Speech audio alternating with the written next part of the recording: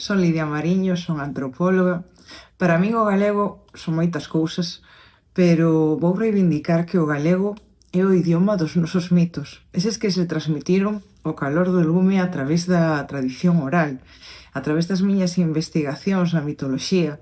Decátome de que se os nosos seres míticos falaran outro idioma non serían iguais, senón que a nosa mitoloxía se transmite a través do noso idioma, non? Por exemplo, cando polas mañás decimos, cando aparece xiado, e decimos esta noite peneirou a vella canto quixo, facemos referencia a unha antiga deidade, non? Que está nos ceos, que tamén dá nome ao arco da vella, que é unha vella que está coa peneira, e que a súa fariña que cae, pois é ese xeo, non? E cando teño que escribilo en castelán ou vexo artigos doutros lugares e vexo, pois, por exemplo, a palabra la vieja tamizó, non é o mesmo que a vella peneirou, non? Peneirar ten outra componente moito máis viva, a propia palabra transmite esa enerxía, por poñer un exemplo, e non sería igual a nosa mitoloxía se non foran galegos, senón que os nosos seres míticos falan galego.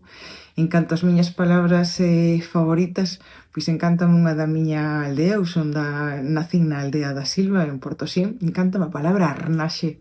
Dicimos arnaxe cando alguén ten forza, vontade, esa cousa de tirar para adiante, encántame esa palabra.